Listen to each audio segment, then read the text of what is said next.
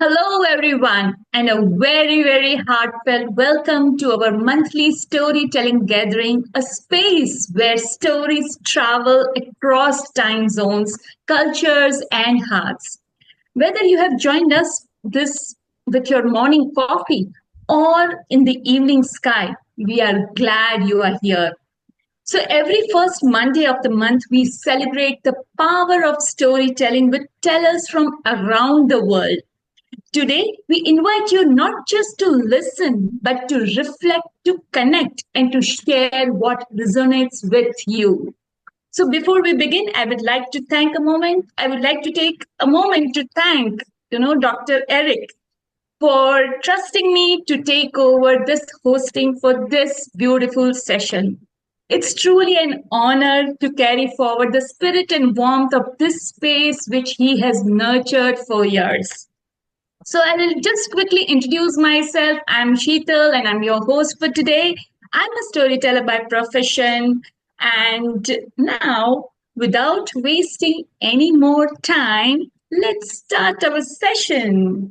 So I'm delighted to begin with our very first storyteller, Namaya, who's joining us from Florida. He's a jazz poet, author, and an amazing artist. We just got a chance to see his, art studio, and I was like, oh, that was superb. So he's known for blending rhythm, words, and soul. So today he's sharing a jazz poetry story titled Benny Oshia, the great jazz legend who meets the angel of death, a poetic tale that's rooted in music and morality. So over to you, Namaya. Thank you. So today, the story, I'm Namaya, and thank you for Eric, for Sheetal, and friends. So today I'm going to tell this jazz story. And some of you, English is not your first language, and that's okay. I perform and I tell stories around the globe. And so, patience. I will unfurl this story.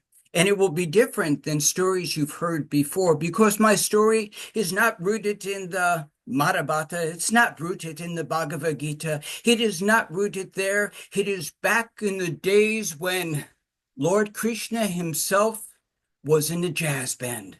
He would play songs to the milkmaid, etc., etc.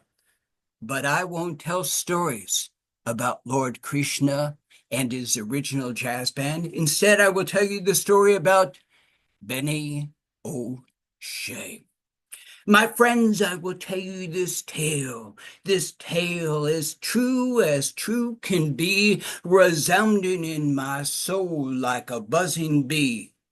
This is a who done did it, who done did away with that great jazz legend by the name of Benny O'Shea. Now, Benny was the original bebop boy from Avenue A. Uptown clubs all night he played. Never had much bread for bread, but I tell you, this cat had some mighty fine threads. Now, you might say, who you be?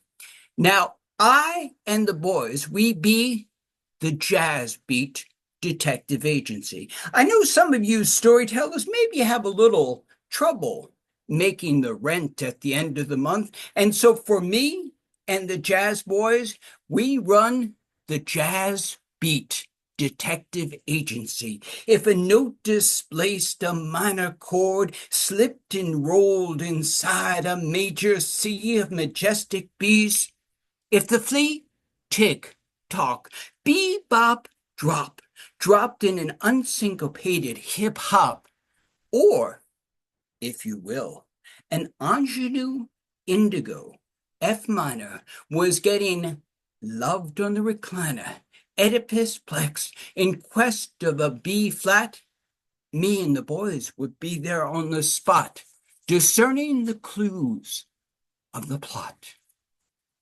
Are you all with me? Uh-huh. This, the story about the great jazz legend by the name of Benny O'Shea. Some of you seem like you're quite hip. You all know who Benny is? Yes. Benny, that great jazz legend, one day in late May, he vanished without trace or delay. Benny never had much to say, but Benny, like many jazz boys, would just simply say, Bebop a day, bebop a you, bebop a me. Ooh, Jenny. Ooh, he was. He was sassy as the bird, sassy as Charlie Parker. He'd sway and he'd play. Even angels' top dollars would come. But Benny, one day gone, no clue or smoking gun. As to the who, what been, and what done, gone. Now, me and the boys, we began to wonder who would have wanted O'Shea to vanish? Was it Viper or an angel, a viper, a lover who wanted him to go away? Now, Benny was just this cool bebop boy, but he had a nasty habit for skag and weed and hung out with the baddest of seeds. But as things would happen, Benny, like most jazz cats, woke up in an alley one morning. He was frightened and deathly. His saxophone held, and he shivered and played. Bebop a day, bebop a you. Now, friends, I tell you true. I tell you true, if I hadn't seen it myself, suddenly Benny is lying in an alley in a junky haze, and he heard the sound of a motorcycle, the largest motorcycle you ever heard, descended from the sky, and down it flew like Valkyrian fire. Out stepped a man in a long black leather duster. Benny looked up and said, "Who the blue bejesus are you?" This man wearing this long leather duster with a satin pink tie and Gucci tassel loafers said, "I am the angel of death. I. It's time to go, to book, to boogie, to the other side." And Benny said, "I ain't going nowhere." But the angel of death arose. He said, "Go! It's time to split, to boogie, to the other side." But Benny, he was in no mood to split. And the angel of death looked at him and said, "But you gotta leave your saxophone." Benny played, "Bebop a day, bebop a you. I ain't going nowhere without my sax." And thus, my friends, begins this adventure there. For 3 days and 4 nights they tussled and fought. Benny blew back the angel of death, and the angel of death threw bolts of lightning and blew Benny back. But Benny was in no mood. That day Benny blew the shofar rabbinical Leviticus, Levi jeans wearing blue. He blew the Mohammed going to see Latifa blues. He blew back the Hindu Swami Sanskrit chasing away devil blues. That day Benny's horn gave an orgastic, moaning love. The angel of death refused. O'Shea come, but something touched that day the angel of death. Something that day, and suddenly, has something that nobody has ever seen, a slight tear suddenly came from his eyes. And the angel of death said, Well, Benny, I guess you is serious about your saxophone, but on that day, he said, I'll tell you this. There is a place not quite heaven or hell. There is a place way out in the sky in Alpha Centauri where all the hip cats and kitties go. But you gotta come sober and clean. And Benny, exhausted and spent, said, Bee-bop-a-dee, bee-bop-a-you. Book me for a long gig. And so, my friends, I will tell you this tale, as true can be, resounding in my soul like a buzzing bee. And when at night you look to the stars, you look to the sky, there is a bright, blinking star. It is a jazz cafe at the edge of the galaxy. And Benny O'Shea, bee-bop-a-day, bee-bop-a-you, playing and swinging. And so for us, as the Jazz Beat Detective Agency, if we need to find a place on the edge of the galaxy, if in fact there is a place, we're there for that long gig where Charlie Parker, oh, Lady Day, all the great jazz cats. But the best one of all, I think, is Benny O'Shea, a twinkling of brightness in the stars, and Benny plays Bebop-a-day, Bebop-a-you. And this, my friends, the story of Benny O'Shea.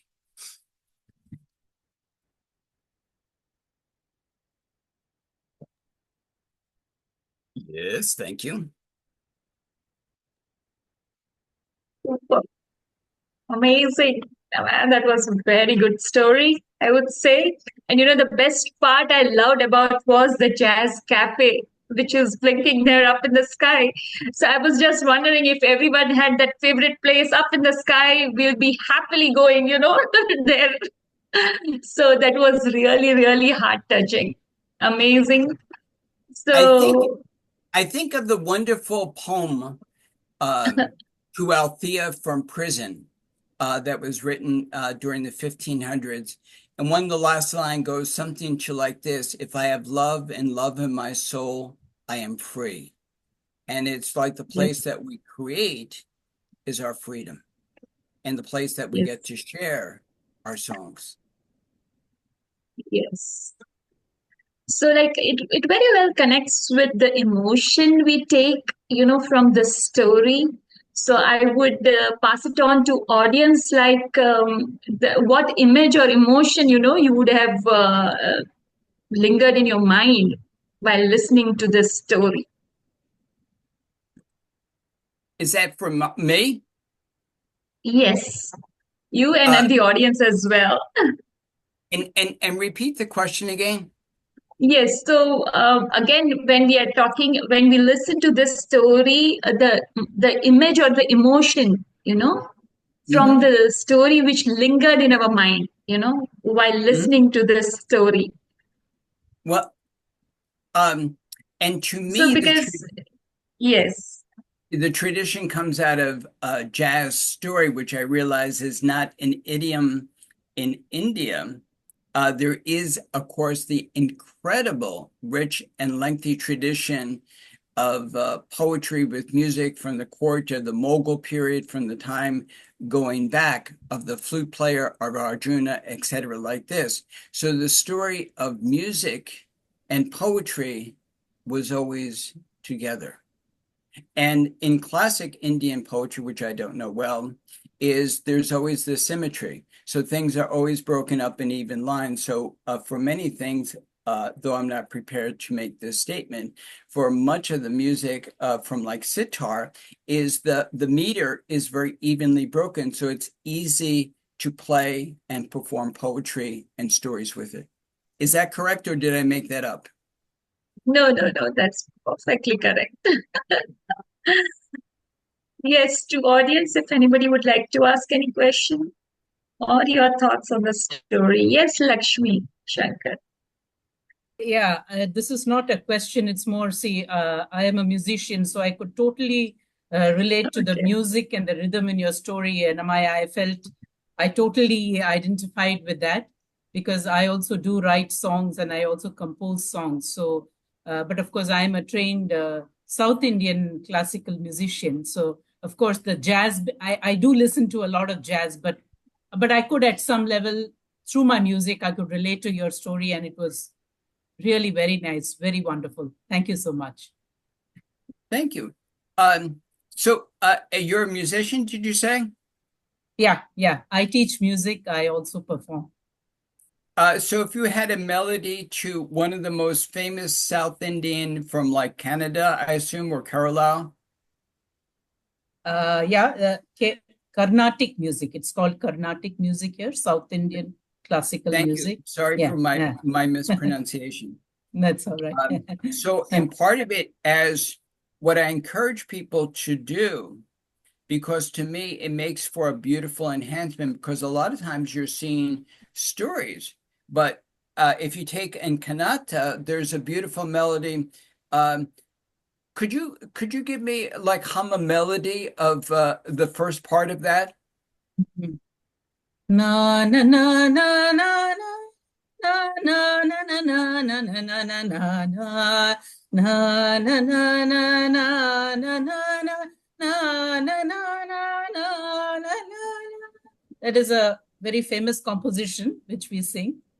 Uh, So to improvise off it and to ruin that for you is you mhm. might start off as people, and I encourage this with storytellers. There's so much music there. You might say, and thus we begin this tale, way south by Goa. There is the tale as the waves crashing through, and suddenly I heard a maiden by the shore singing this tune. Her voice was like laughter, but suddenly she spoke. It became rainbows, and rainbows turned to delight.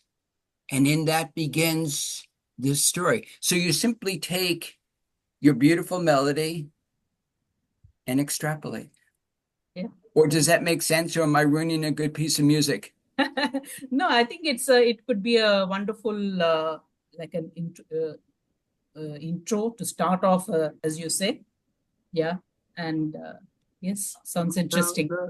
Namaya, we have this famous jazz saying, it don't mean a thing if it ain't got that swing.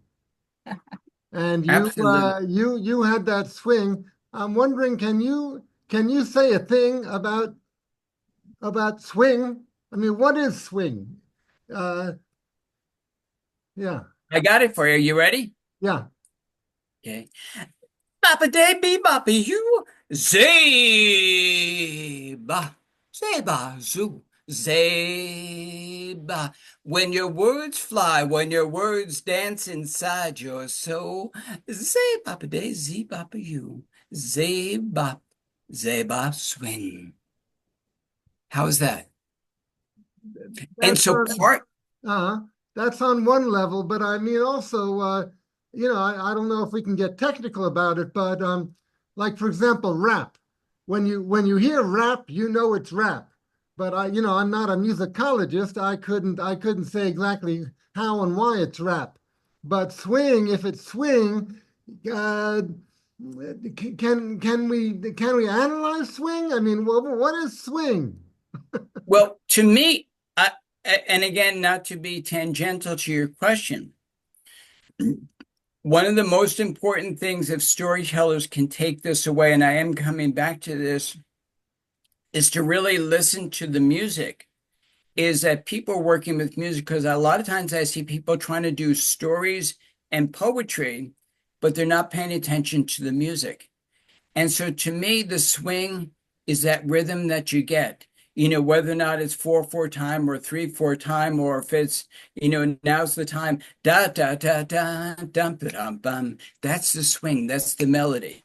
It's something where they're catching that music there. And for you, or for me as the vocalist, I'm listening to the band because usually I perform with the bass and a saxophone. But because Tonight I'm not.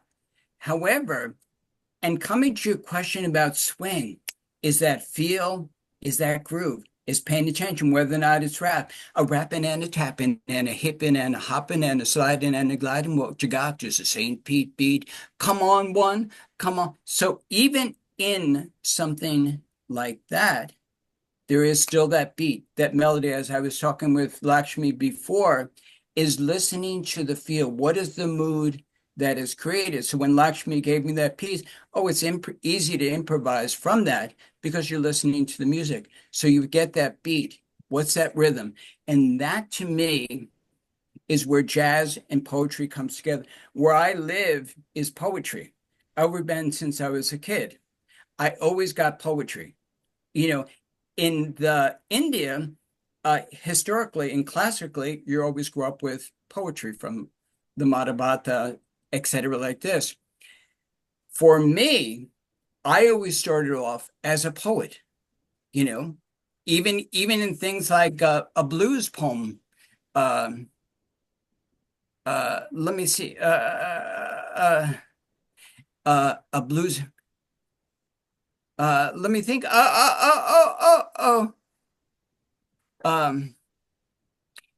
But whatever the idiom that you're choosing is what's your rhythm, what's your swing, what's your feel. And as the gentleman before said, is giving it pace. It's for a lot of times storytellers trying to put all of this into a tight space. And so part of this is allowing your story to breathe. Is maybe you don't need, 500 words, maybe you need a couple. If we had but time and world enough to love, this coyness, my dear, would soon to pass, and we would hurry love's long day. So part of it is people get points for knowing what poem that's from, but is part of the feeling of that, like the Cavalier poets, is this sense of music, of sweetness, of the melody. Sometimes we don't need the words, even though that I have a lot of words. Is sometimes the swing, the melody, the feel. Bop, bop, bop. That's that swing. That's that feel. That's that invitation. Perhaps where I can offer is how jazz, word, story, or even traditional music can suddenly take that and make that sweetness, that lightness. And suddenly, without necessarily your words, suddenly you're transported and you take the people with you. That sense of enchantment, that sense of swing.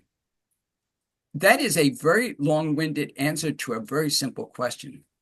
Great, thank you. Thank you. Does Yes, that so make let's. Mm. I'm sorry. Yes. Lakshmi, what do you think? She's the musicologist. And no, I'm not a musicologist. I'm just a musician who sings and teaches music. A musicologist is way beyond. But I do. I also write poetry. So yes, I totally feel that rhythm and beat and that thing of music with poetry is a beautiful way to tell a story. Yeah. Yes, I do. And again, India is a vast country, and there's thousands of styles of music and poetry Yes. and whatnot. Yes. However, there's that sweetness there from our traditional things, and that can take us along. And suddenly we take as a tale. So instead of having 1,000 words, maybe we need 100 words, Yep. and the music enchants us. Because ultimately, isn't that what we do as storytellers? Whether or not our story is traditional or whatnot, we want to enchant. We want to touch your soul. That's what we want to do. I don't want to tell you all these things about a story. I want to touch your soul. So there is a version of the Ramayana written by Tulsi Das, which is in poetry. It's in verse. Yes. So that is sung actually so the story is actually sung. So yes, very much. Can you give me that verse? Actually, there are several verses. Maybe we can do that later. You can Later? send it to Sure, him sure. personally. Yeah, yeah. Yes, we have No, to move thank on. you. Anyway, I'm so sorry. But part of this is, as for me as a Western teller, as an Irish and a European teller, is part of it is inviting is because in your tradition, it's not about me, and I don't expect anybody to come out and be a jazz poet, but suddenly, perhaps, as the gentleman before was saying, is about the space, about the rhythm, about the beauty. You listen to the gorgeous tabla rhythms, you listen to the sitar, you listen to Ravi Krishna, and it's like there's a beautiful rhythm that drives stories. Thank you Or so something. much, Namaya, for Thank you that so much. rich and reflection on the story. Does anybody have a sense of where they would like to go with music and story? I think, Namaya, you can listen to my story, and it has music, and I hope you enjoy it. I do. Would you please be so kind as to send me links? I love to be inspired and I love traveling around the world. We will be in Kenya and Zambia No, doing no, no, no, no. storytelling. I'm going to be telling right now after you. Well, then I have something to live for then. Yes. Okay. So let's move on to our next storyteller, Usha Venkatraman. She is from Mumbai and she is famous for deep engagements with traditional tales and cultural wisdom. Right, ma'am? So she'll be sharing the story The Secret Heart of the Tree, an African folktale that speaks of nature's mystery and inner truth. Over to you, ma'am. Thank you so much, Sheetal. And thank you, Namaya, for your wonderful jazz story, and Lakshmi for that Raravenu Gopapala.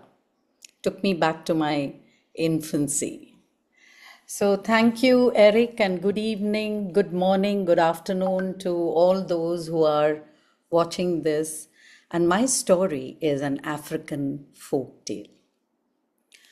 Underneath the thunder of the African sky stood the tallest giant ever known to humankind.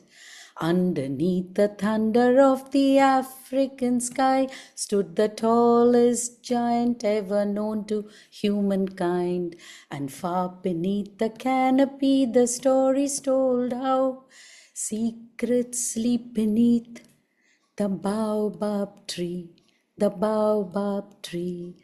Hoo, hoo, hoo, hoo, hoo, hoo, hoo, hoo, hoo, hoo, hoo.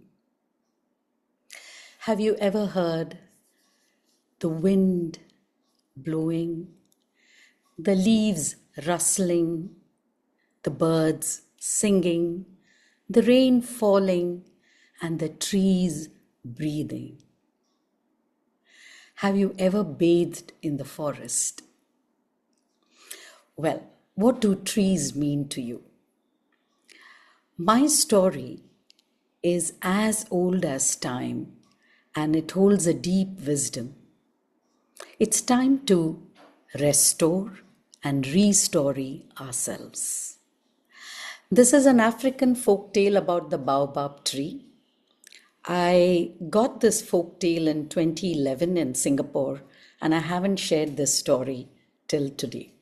So probably it's the right time for me to share this. Now, as we know, the baobab tree is native to Africa, Madagascar, as well as Australia. But in Mumbai, at the museum, we have a baobab tree, which is very old.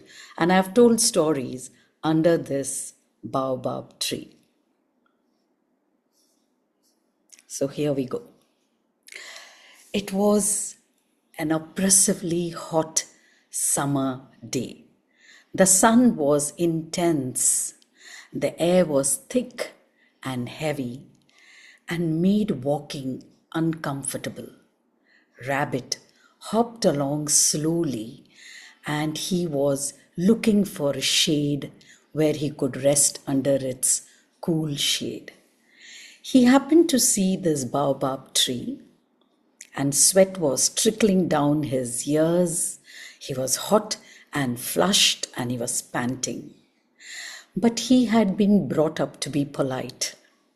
So he asked the baobab tree, "Baobab, please May I rest under your tree, huddle here for some time, escape the heat? The tree was surprised. The tree rustled its leaves and said, "Of course, stay as long as you want. Rest under my shade." And Rabbit thanked the baobab tree and then sat under the tree in the cool shade. A gentle breeze was blowing, and he leaned back, stretched his legs, and relaxed. And the baobab tree dropped a succulent, juicy fruit right next to where the rabbit was sitting. The rabbit was surprised and he said, "Thank you. How did you know that I was so thirsty and hungry?" And he bit into that succulent fruit and his thirst was quenched. And Rabbit began to itch. He scratched himself and he was itching where the sun don't shine. And he asked the baobab tree, "May I scratch myself against your bark?" And the tree said, "Suit yourself, of course, go ahead." And the rabbit scratched and he was quite satisfied. And the tree was taken up with Rabbit's politeness and said, "Would you like to come and see my secrets? I can open myself, but remember, you can't take anything with you." And Rabbit said, "Of course, I won't, and I would love to see inside." So the tree cracked open at the top, and slowly the opening shifted right to the bottom. And it was like a door which opened, and Rabbit entered inside. Baobab trees are usually hollow. He entered inside and he looked in amazement. Holy moly! He saw a beautiful grassy patch ahead of him and a meadow, and there was a stream running close by, and there was a yellow glow that was all over. And he walked in, and as he walked a little further along this path, he saw heaps of fruits of different shapes and colors. And Rabbit was amazed. He looked at the fruits, but then he remembered that he shouldn't touch anything or take anything. And he walked further along and he saw trunks and armories and chests filled with precious jewels and coins. He took a red ruby ring, admired it, and then put it back. And he walked further inside. And the path stretched before him, and he could see a green light pulsing at a distance. As he drew closer, he saw that green light was an emerald as big as the rabbit's head, and it was on a rock. He stretched his hands to touch it, but then he remembered the words of the baobab tree. He pulled his hand back and he just admired. That's when the baobab tree spoke. "Rabbit, you've been a very good person. You haven't picked anything, and I want to reward you. Take something with you. This is my gift." So Rabbit thought for a while, "What can I take? If I take fruit, I will eat it." And then he rummaged in the trunks and the armories, and he looked for something plain, and he found a gold band. And he said, "May I take this?" And the tree said, "Yes, of course, it's my gift to you." So Rabbit thanked him, and then he retraced his steps, and the tree closed its trunk, and Rabbit hopped home actually. He didn't feel the heat, so he walked a bit, he hopped a bit, and he ran all the way home. As soon as he reached home, he shared everything that he had seen with his wife, Mrs. Rabbit, and he gave her the gold band. And she was so happy. She put the gold band on her tail, and then she preened, and then she sashayed, and then she looked in the mirror, and she was very happy. And Rabbit said, "Don't share this with anyone. Don't tell them what I've told you today."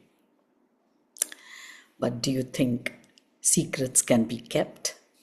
So Mrs. Rabbit was in the garden in the evening when her next door neighbor was Mrs. Hyena, and she saw this gold band, and she laughed evilly, with an evil, "What have you got there? Let me see, let me see." And she wouldn't let Mrs. Rabbit go back. And Mrs. Rabbit was trapped, and she told Mrs. Hyena everything that her husband had told her about the baobab tree, about the shade, about the succulent fruit, and how he had scratched himself, and how he got to see all the treasures inside. That evening, when Hyena came home, his wife said, "Well, do you know what your neighbor, Mr. Rabbit, did today?" "Well, he got a plain band. She told him everything, and she said, 'You know, you can get a lot more, and you're going tomorrow to the baobab tree.'" So the next day, the greedy hyena set out. He loped into the forest, and he reached the baobab tree, and he didn't say please or thank you, the two magic words, and he said, "Hey buddy, I'm going to rest under your tree. I hope it's all right." And the tree rustled and said, "Of course, go ahead." So he sat down and he looked up, "Where's the fruit?" And the tree rustled, and a succulent fruit fell to the ground. The hyena ate that fruit, and then he began to scratch. Hyenas love to scratch themselves. So he scratched against the bark of the baobab tree. And he said, "Hey, I've been under the shade, I've had the fruit, I've scratched myself. Now where is the treasure? Take me, lead me to it." And the tree said, "I would like to tell you something." "Yeah, yeah, yeah, yada, yada, yada. I know what it is. Now you just take me inside." So the tree opened, it's cracked open at the top, right till the bottom, the door opened, and in went the hyena. He had 2 sacks with him. When he first saw the fruits, he filled the sack with all the fruits. And then he walked in a little further, and he saw the jewels in the armories and the chests and the trunks. And he took all that jewel and put it in the sack. And he walked further along, and he could see the green emerald stone. He just grabbed the stone when suddenly the lights dimmed. Everything became dark. And Hyena turned and tried to run towards the door, but soon the door closed and he was trapped inside. And I believe, the Africans still believe that the hyena is trapped inside the baobab tree. And ever since that day, trees have stopped talking to us humans. But if you are in the forest and you truly respect nature, I'm sure you will hear the whispering of the trees. Thank you. Good one. Oh. Very interesting. Very interesting. So, Usha ma'am, it is told that hugging a tree relaxes you, Uh, when you are in tension, you can hug a tree and it relaxes you. So, I could very well, when you were telling the story, I could relate with that. Very nice story. Amazing. So, over to you, audience. I could relate to that Little Prince, that the story which we most of us must have read, that the conversation between the two. very interesting. And very, I mean, it recalls the whole scenario into your mind, the way she has recited the whole thing. I loved it. Thank you. The Uh, baobab tree is not only native to Africa, Madagascar, and Australia. The picture that you see behind on my screen is actually the baobab tree, which is there in Isha Foundation in Coimbatore. And Oh, I came across where, Jaggi Vasudev was talking about this tree. And it's so beautiful. Its canopy, it's like an upside down tree, and it's very tall, and it's beautiful. I believe, it's a tree in the ecosystem. The tree is supposed to give shelter to all the animals, birds, everyone uh, take rest under this tree. So the baobab tree is actually a kind of a sacred tree, and I think there are legends and stories so about this tree. But this is a beautiful story, and I just thought it's a perfect time with just Earth Day, which went past, and World Environment Day that's coming next month. It's a lovely story to restore ourselves and restore ourselves and respect nature. Yes, Linda, ma'am, I can see your hand raised. I just wanted to say thank you. And it's the perfect story, especially for us in America right now, that you just filled me with hope. I'm especially moved by how you used your voice and your facial expressions to move in, and it conveyed the intimacy and the sacredness that you were sharing with us. And I appreciate that very much. Thank you, Linda. Thank you. Anyone else? Yes, Namaya, please.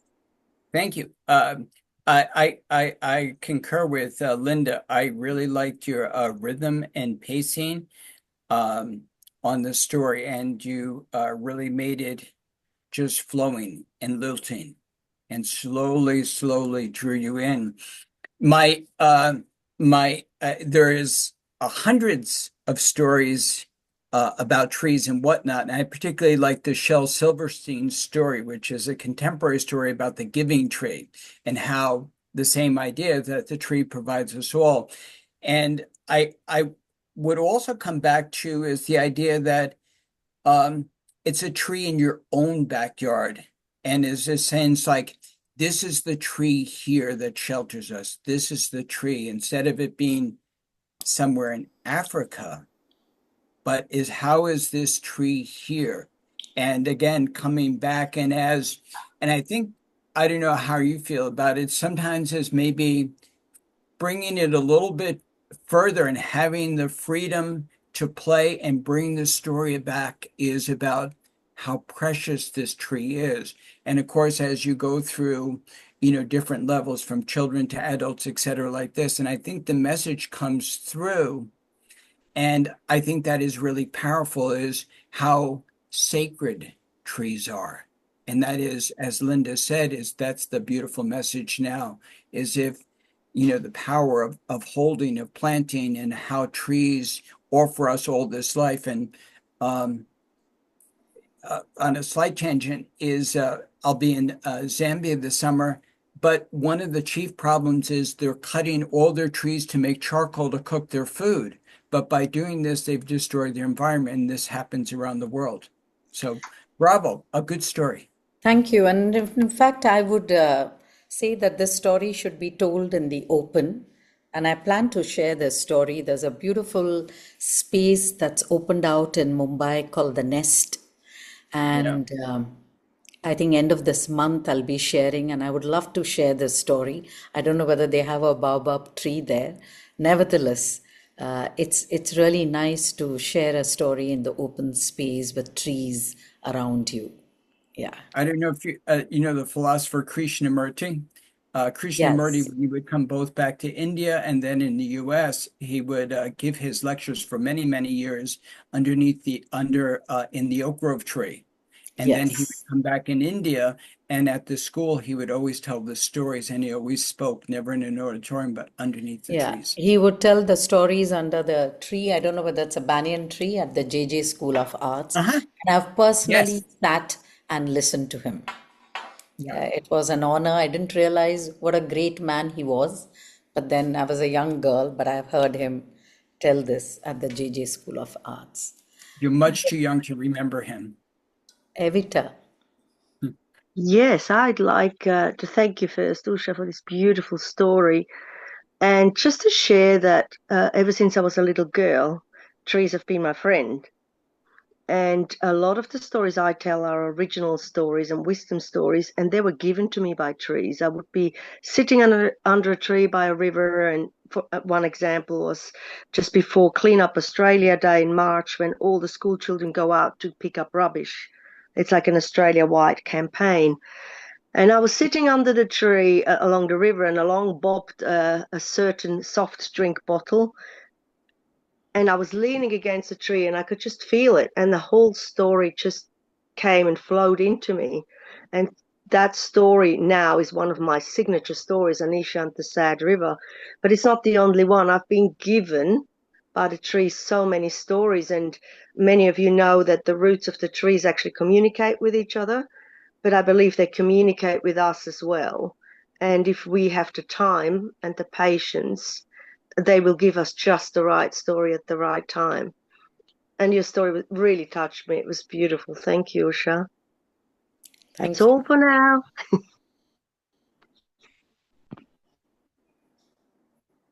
Yes. So thank you, Ushaji, for that evocative tale. So let's move on to our next storyteller, Banumathy. She is from Coimbatore. She brings us a folk tale titled Killing Old People, a story that challenges ageism and explores the wisdom we often overlook. Over to you, Banu. Thank you, Sheetal. Hello, everyone. Good to be here. Thank you, Eric, for this platform. Let me jump into the story right away. A long, long, long time ago in a faraway country, there were people of all ages, young and old, all lived happily. The young men, couple of young men gathered together. They had a wonderful party. They sang, they danced, they ate, they drank, and they discussed and they decided. They decided on a very, very important thing, according to them. It was to get rid of the old people. Yes, you heard me right. Get rid of all the old people. They themselves thought maybe they were very brilliant and expert. They don't want anyone's advice. They don't want any wise people around them than them. So they just decided that night. The next morning, this decision was taken to the king of the country. Sadly, that kingdom or the country was ruled by a young king who immediately accepted and the rule was posted. The rule was carried out with utmost severity that people around or more than 60 years are supposed to be get ridden of. Where? How? That was even more terrible. All the young people would take the senior citizens or the 60 years plus people from their home along with some food and water, and they have to be taken to the top of the mountain and they have to be left there and come back. The young men who decided, they took them, they dropped, and they came back. But it was not easy for everyone. Few young men, young women who loved their parents. It was so painful for them. They didn't have the heart to just like that leave their parents. It was so painful, but still it was an order by the king. So they took their parents up the hill. They left them with heavy heart and tears rolling. They came down back. Among all the young men, there was one, the hero of the story. He had a family and he had a father who was nearing 60. And it was his turn to take his father up the hill, drop, and come back. But he said, no, no, no, no, no, no, no. I cannot do that. I cannot depart from my father. I want him to be with me. At the same time, how? How would I even disobey the king's order? But thoughts shifted here to there to here. How and how? Yes, he got an idea. One evening, he decided to take his father back like others, a packet of food, some water, and his father. He started to walk. He climbed up and up the mountain. By then, the sun was setting. It was dark. It was pitch dark around him. It was a new moon night. He slowly climbed down and down and down. Yes, along with his father, of course. He climbed down and waited by the edge of his kingdom.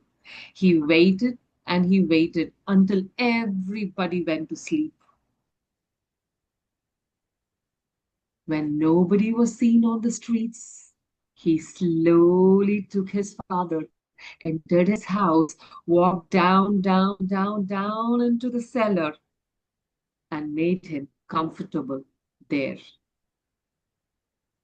From that night onwards, every night the young man would go down into the cellar of his house. He would meet his father. He would feed him. He would give all the comfort that his father needed because he respected his father. He loved his father and he valued his father so much.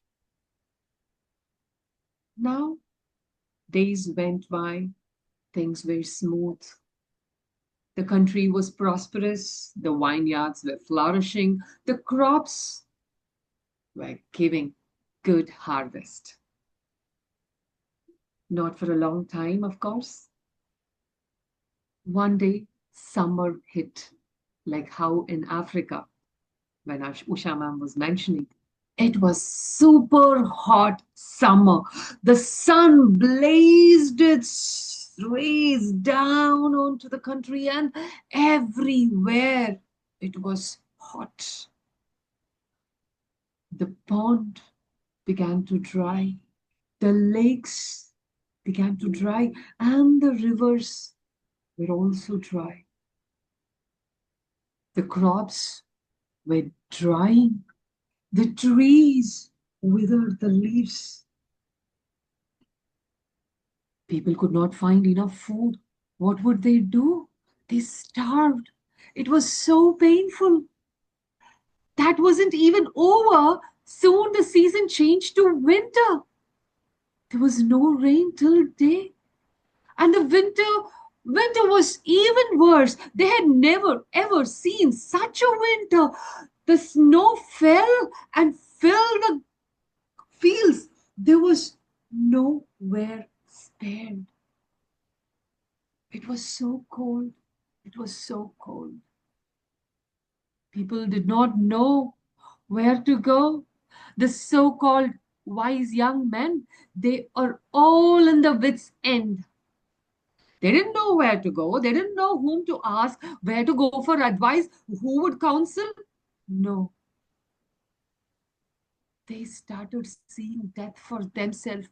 And the others and their cattle as well. The son, the young man, he went down to meet his father. He said, "Father, I'm so sorry to bring a morsel of food. I don't have more than this." And his face was so upset and sad. The father asked, "Son, what happened? Tell me. Did you eat?" "Father," and he started to state whatever has happened.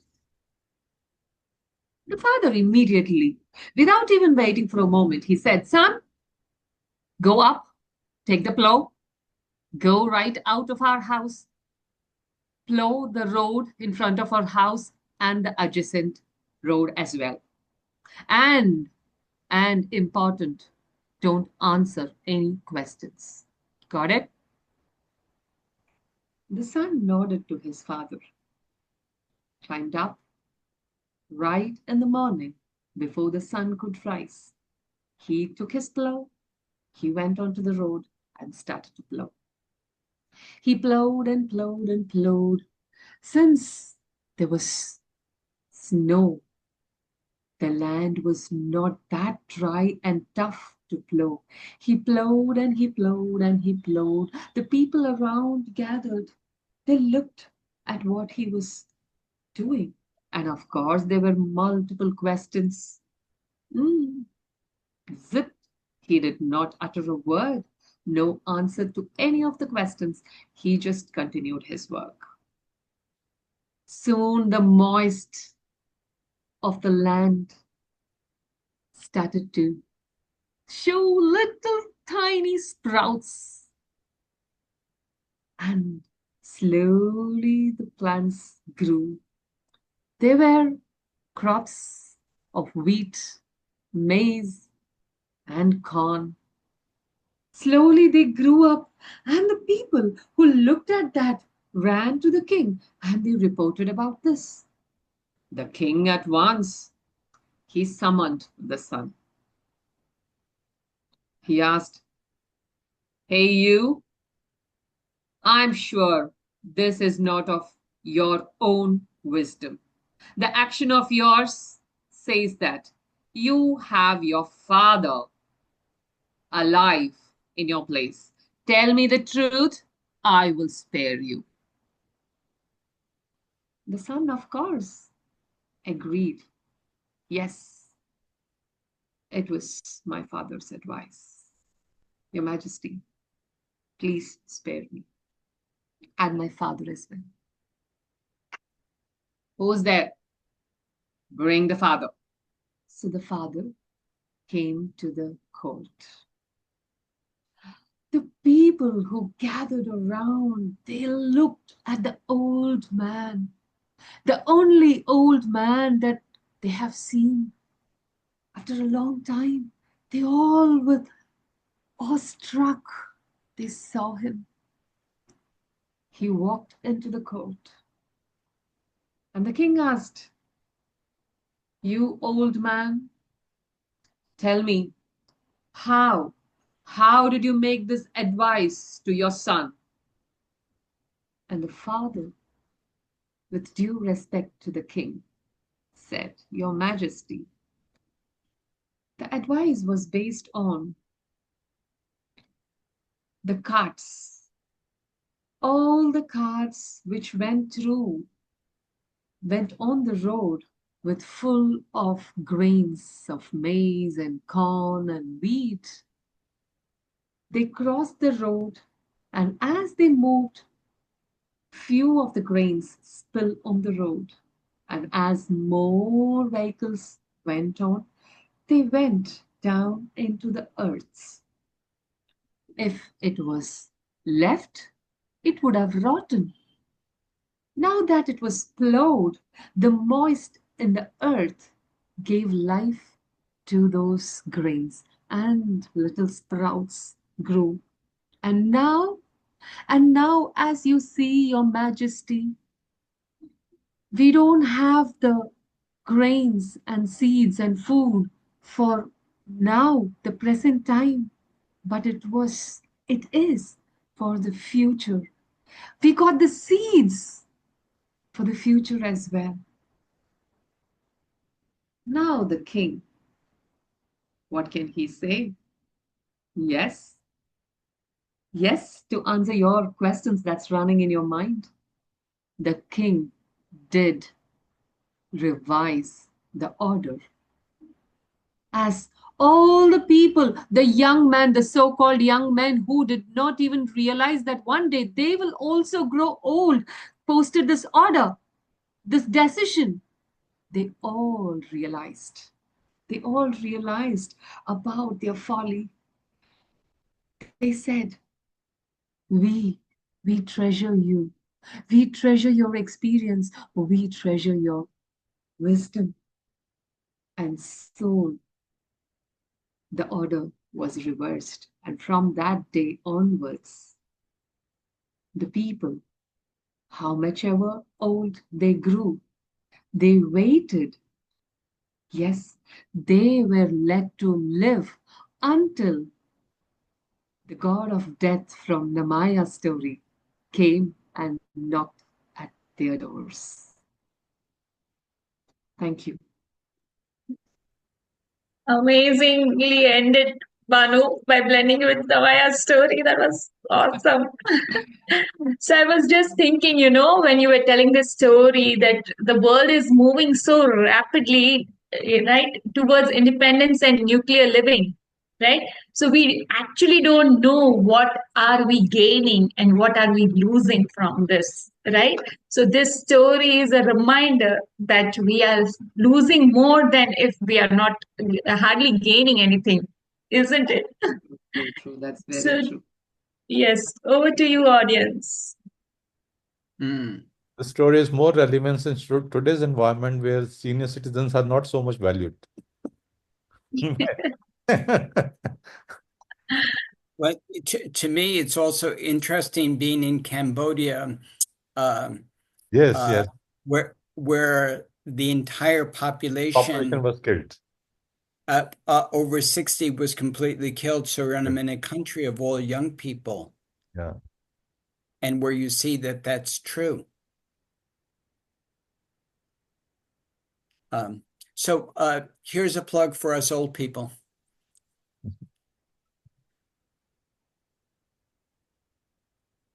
Anybody else? Good story, good delivery, wonderful delivery. Thank you, Namai. Thank you. Yes, Linda? I especially noticed and appreciated how you used your voice. During the first part of the story, everybody is only in their head and not even fully in their head, but you're very methodical in your delivery. And then as people begin to think and feel, that showed in your voice and your face. So it was very much another element of conveying the story that I really appreciated. Thank you. Thank you. Yes, Deepa. Yeah, so I loved all the stories, right from Namaya's to Usha Ma'am's and your Banu. What I connect with it is, yes, that's true that we always should love our parents and we love our parents. So being living in a nuclear family for job or anything, it brings in that loneliness in us, right? But then as they say, um, what you sow, so do you reap. So if we don't respect our parents and love our parents, what are we teaching our kids? But at the same time, I feel it's slightly different from like, I don't know. But then I also feel that as I age, I have to be more responsible. The times are changing, the times always change. So that generation gap is always there. So a little bit of younger children, a little bit of older people, we have to come at some center point for that adjustment. But yeah, it was a beautiful story.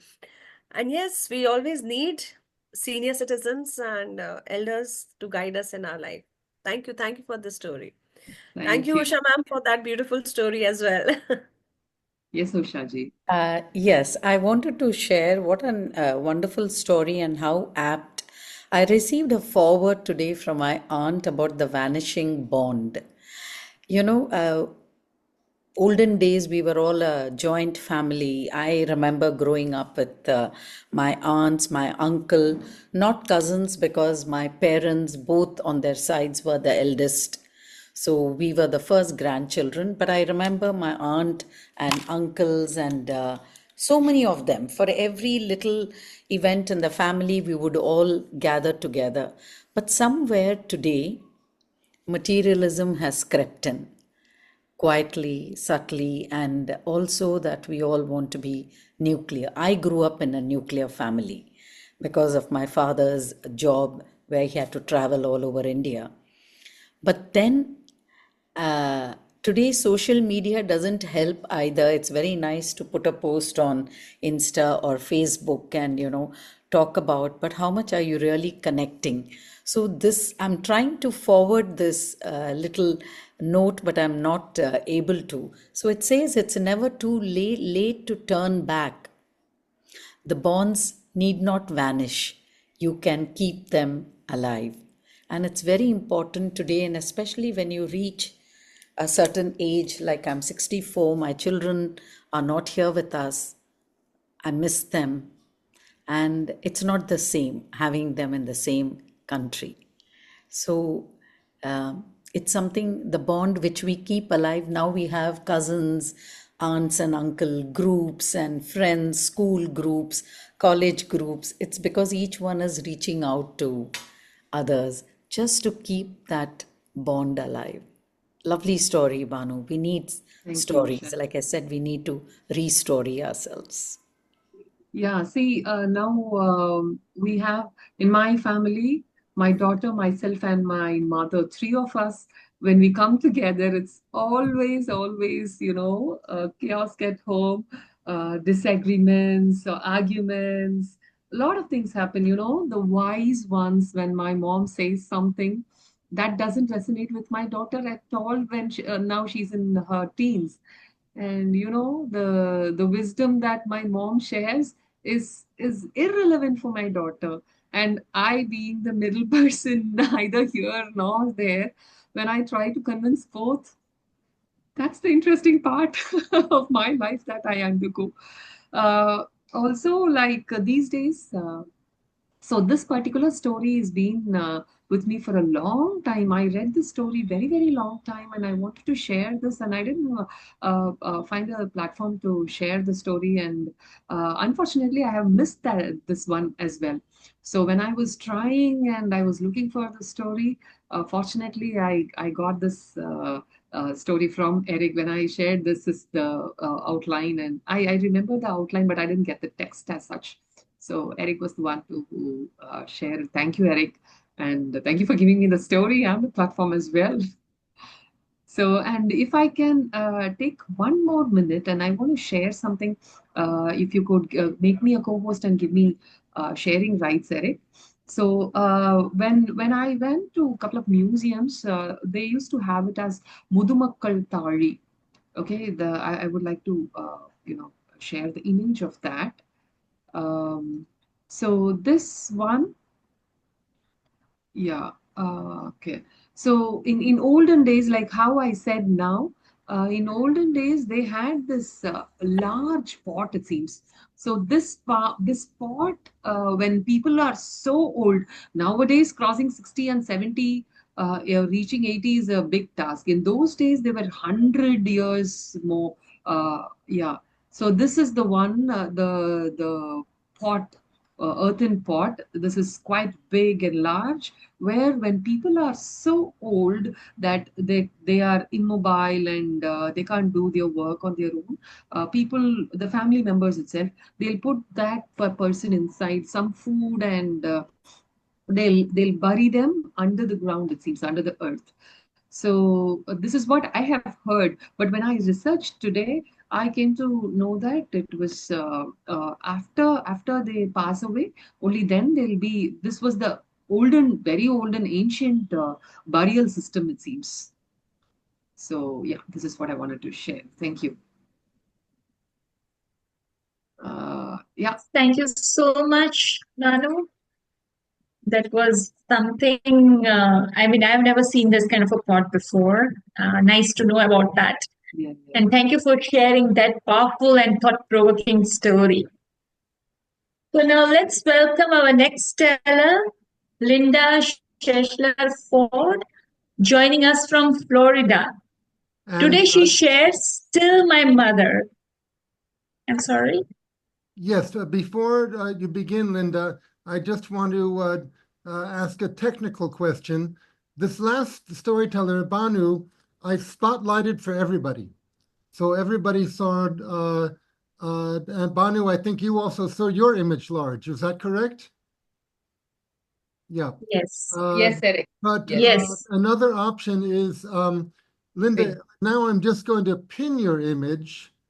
Now for me, your image is large. For everyone, is Linda's image large? No, it doesn't. It's just for us. It's just for you and me, Sheetal. For you, only you, not for me as well. Only me. Yeah. So I'm wondering, for the storyteller, Linda, would you prefer to see your image large? Oh, here, I'll show you what it looks like. If we spotlight the storyteller, whoops. Oh, I muted you by mistake, Linda. I'm sorry. Please. Yes, I did it, Eric. I did it. Yes. Yeah, I think this helps because then I have a better idea of where I'm staying in the frame. So you do. It's good if we spotlight you too. For me, it is, especially if my camera's up here, so I don't have to look at myself, but I can see peripherally. Very Yeah. good. Brother Eric, the storyteller can choose to go back to gallery view, even though she's spotlighted for everyone. Okay, very good. But anyway, So the storyteller has that option themselves to change their personal screen. Very good, very good. Sheetal, did you just do the spotlight again? Again, so it's the storyteller cannot do it. The host and the co-host can only do it. Yes. Okay, The so storyteller can do only for her screen, not for everyone's screen. yes. Okay, let me remove the spotlight again and let me do it just to make sure that it's happening on my side. Okay, we are spotlighting Linda. Just a moment here. Spotlight for everyone. Okay, Linda, please. Apologies for that technical discursion. Please carry on. Yes. So over to you, Linda. Yes. Thank you. Thank you very much. I'm grateful to be here. My name is Linda Schuyler-Ford, and I grew up in New York in the Hudson Valley, but I now live in Florida because the first step of getting older is you move south. So this is a personal story. It's actually the first personal story I ever told, and it's called Still My Mother. I lost my mother 6 years before she died. She left us one memory, one word, one thought at a time. The summer I was 13, she forgot the names of things, simple things, dog, car, house. The summer I was 13, she no longer knew that there was a difference between Epsom salt and table salt. The summer I was 13, a doctor decided that she was a danger to herself and her family and ordered that she be committed to a state psychiatric hospital. It was a beautiful day in July when Daddy, Mommy, my brother Billy, and I got into the car and drove north along the Hudson River up to Poughkeepsie, where the hospital was. I'm sure we looked like any ordinary family going on a summer outing to the Catskill Game Farm or a picnic.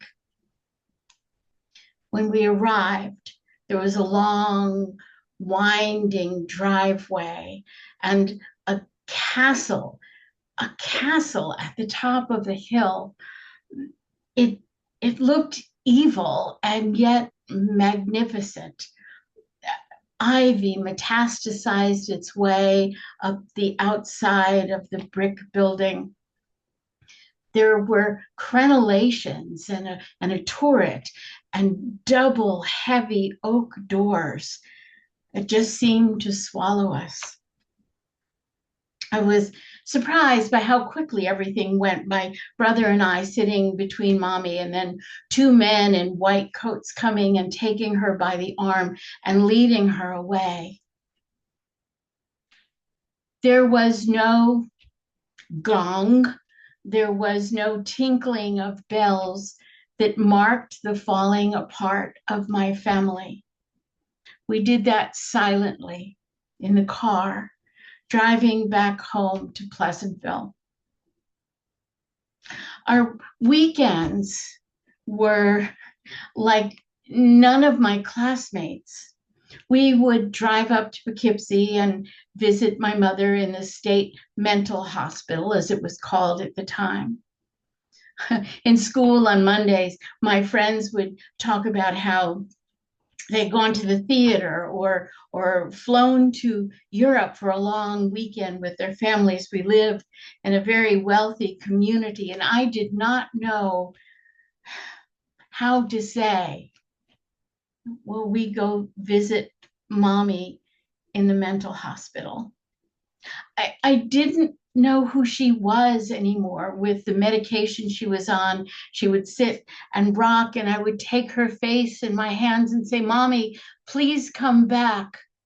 And on the drive home, so filled with confusion that just fizzled and raged through my body, I would remind myself, she's still my mother, she's still my mother, she's still my mother.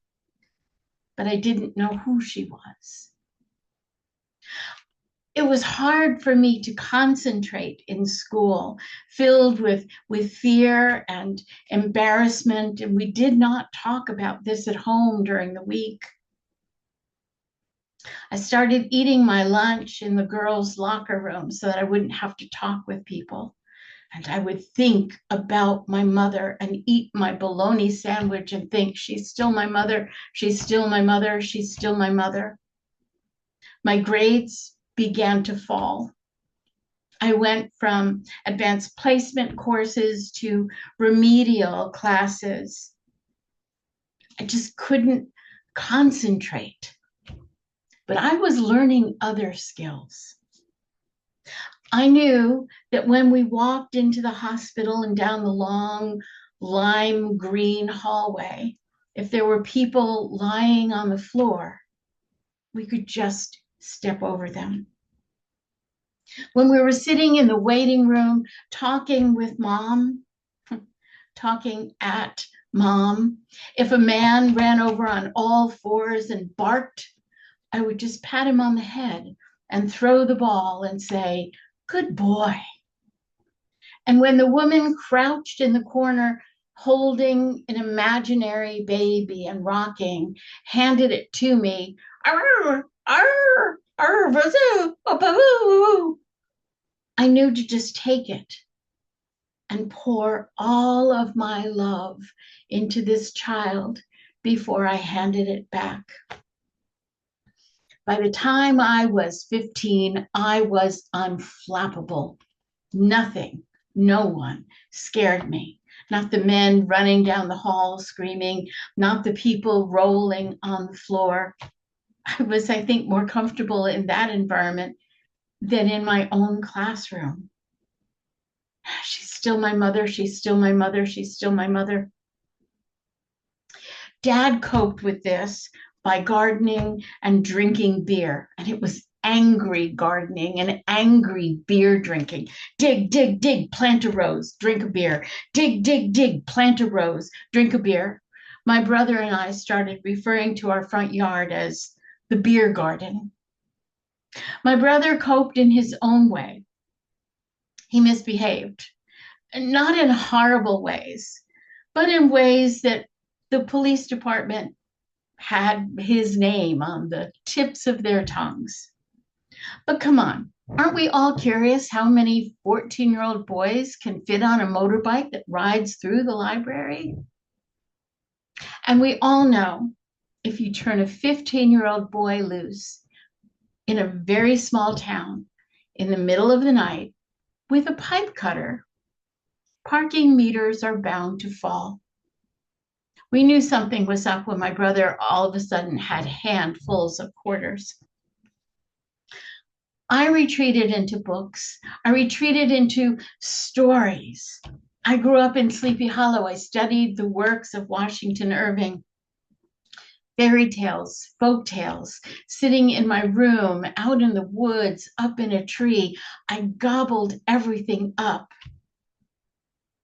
And it was one especially cold, remarkably clear winter night that my mother died.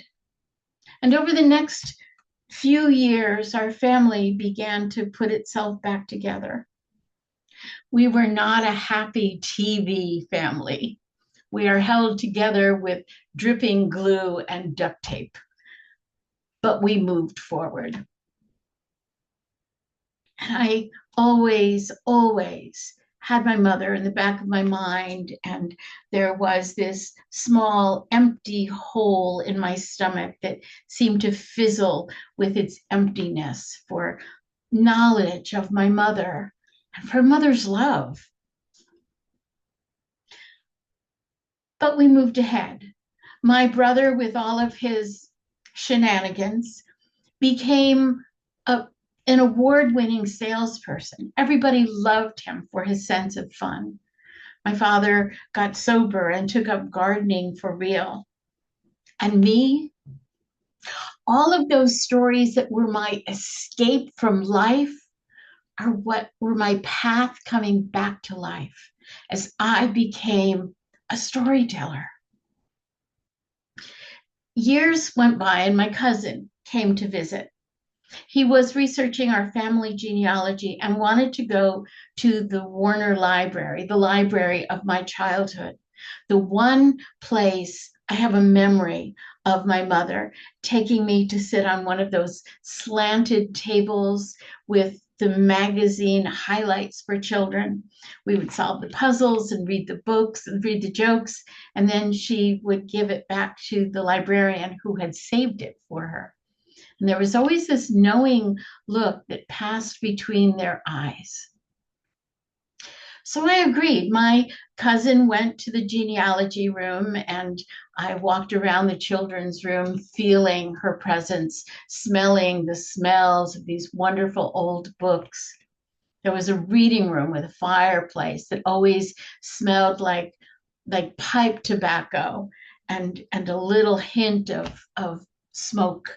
And it was a sensory gift. I went on into the research room, and there was a librarian who had to be 80. She was wearing a polyester dress and those roll-up stockings. She had her glasses hanging from a chain that sat on her bosom, which kind of made the chain redundant. And she was like a drill sergeant. Put those books down. Stop making farting noises. Stop with the spitballs. It was as if her head could rotate on her neck and she saw everything that was happening in the room. And I was filled with awe and a little bit of fear. But when the rest of the kids there quieted down, I started chatting with her. And I told her about my mom and the children's librarian who would save the magazine for us until we came. We're always the first people to read it. And I asked her if she remembered the woman's name, and she said, no, it could have been Miss Lawson, it could have been Miss Judson. It didn't matter. I had the image in my head. But then she started saying that when she was a girl, there was a teenager who would go up and down their street and gather all the children and bring them to the library and tell stories. And now I understood that we had come here by the same path. She loved this library as much as I. But she went on saying, it was a tall young woman with brown hair, and she lived on North Washington Street. That's where I grew up. And I said, but I grew up on North Washington Street too.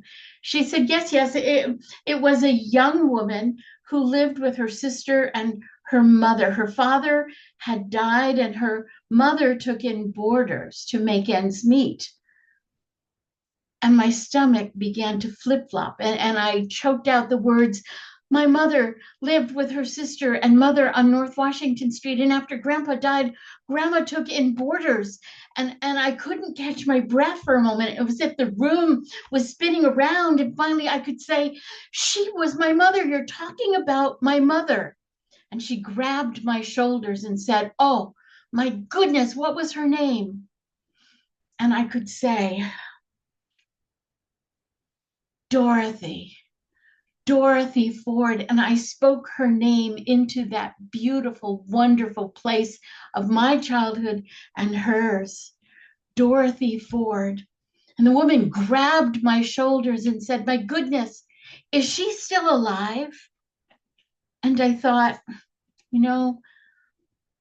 40 years after my mother's death, at this moment, in this place, yes, she is still alive, and she is still my mother. Thank you. I love, Linda, the way you told it powerfully. Amazing. Thank you. Yes. It truly was a gift that this unfolded. And actually, the woman told me that the young woman, meaning my mother, who would share stories with the children, was the reason she became a librarian. So it truly was a gift and very healing for me. Yes. So this story shows, it helps us to process the grief and to reconnect with our loved ones. That's what I felt after the story. It was amazing. Yes. Over to you, audience.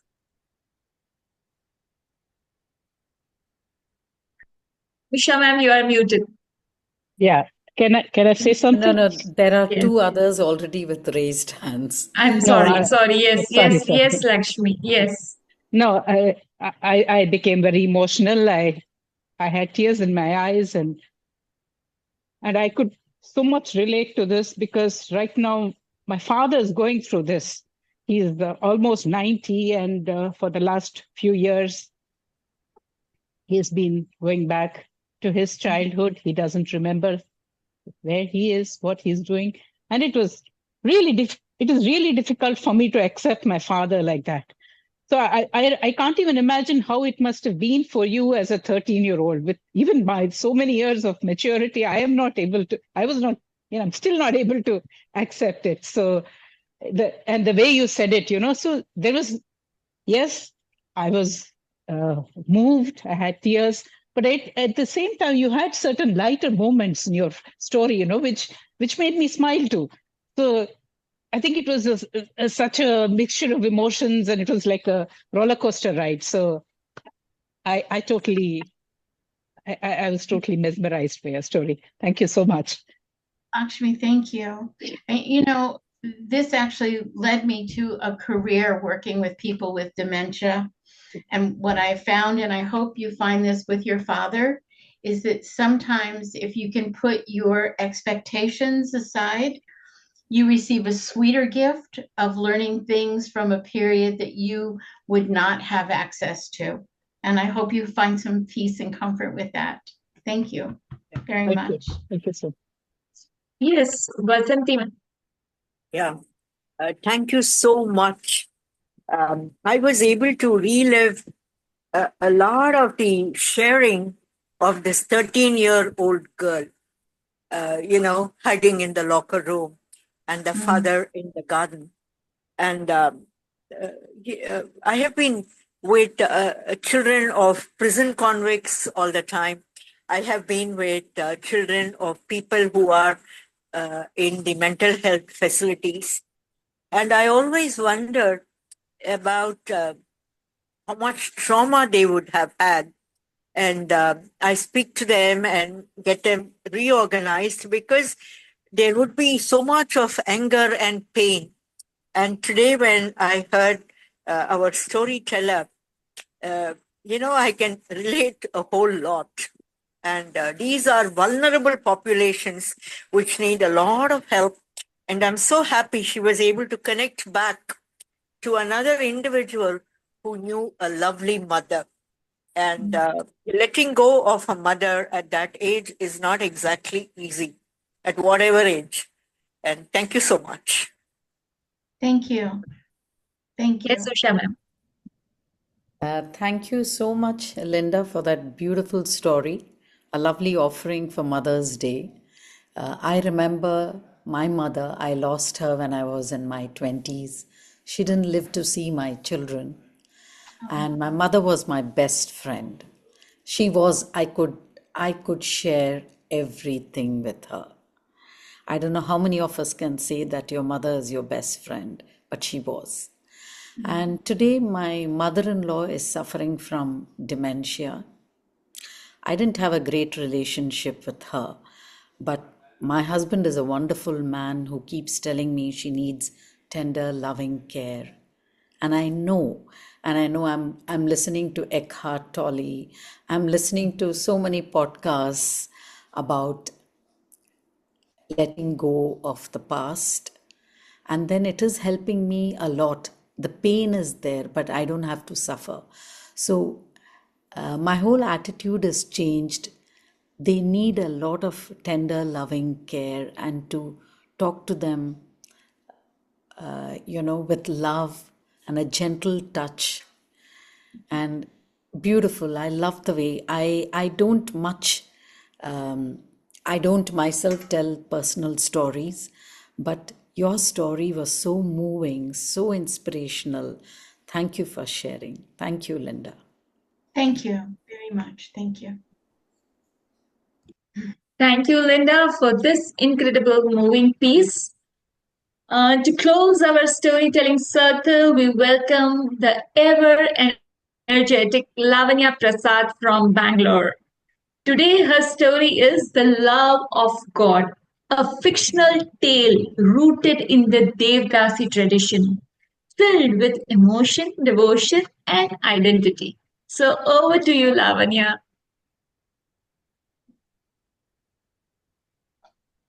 Well, am I audible to everyone? Yes, loudly. So I'll straight away step into the story because I'm speechless after Linda's tale, and I'm trying to gather myself to tell the story now.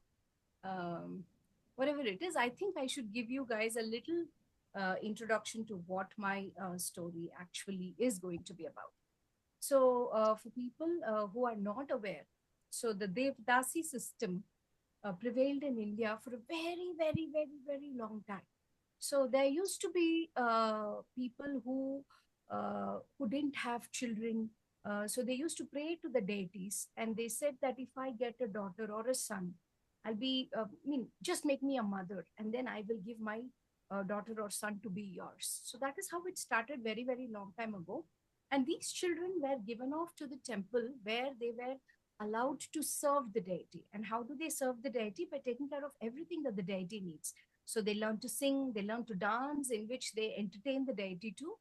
So this was very, very prevalent from a very, very long time ago. And what is so special about this is these people were considered to be the direct descendants of the Apsaras. The Apsaras, or the Apsaras are women who entertained gods.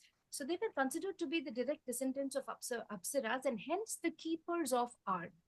But very sadly, what happened is when the colonial rules came into India, um, everything was taken for a toss.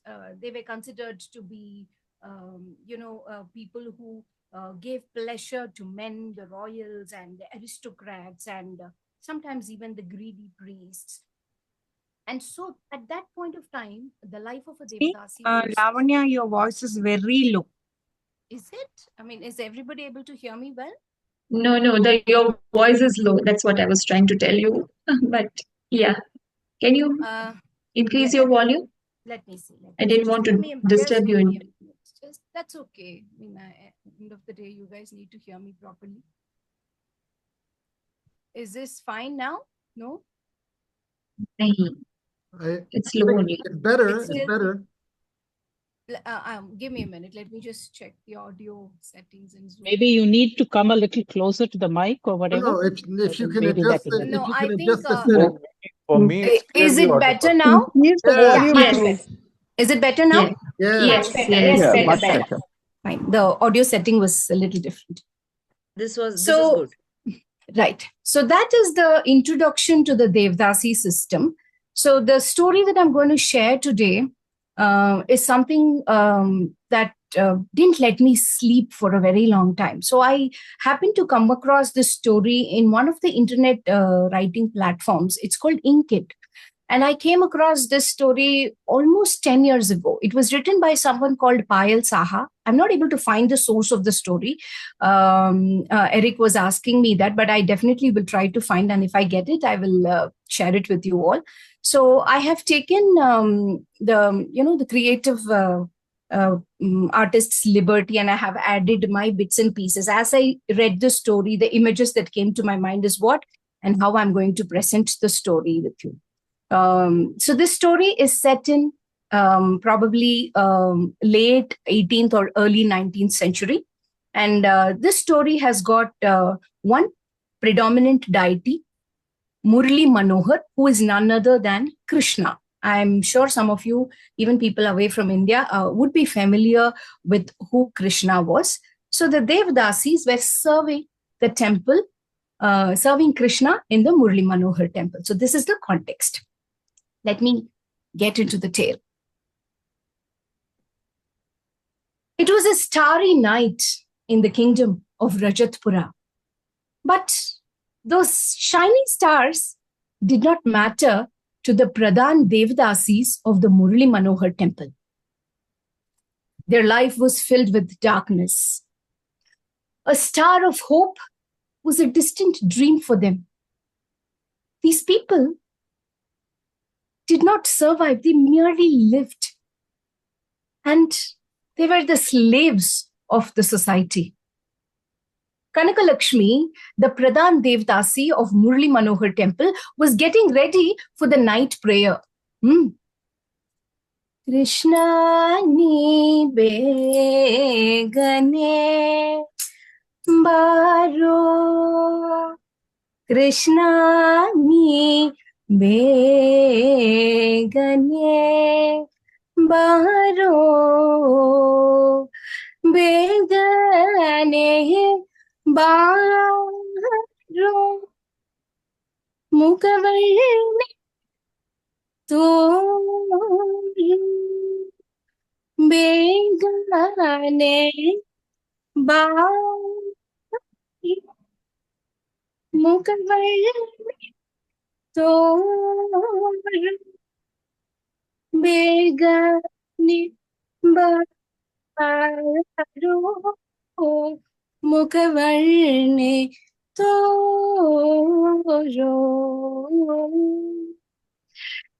She was serving Krishna.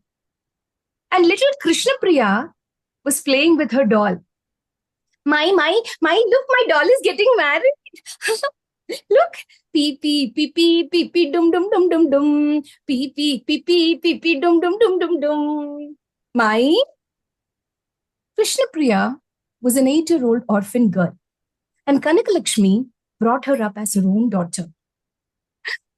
She looked at Krishna and said, Arre, your doll is getting married? To whom?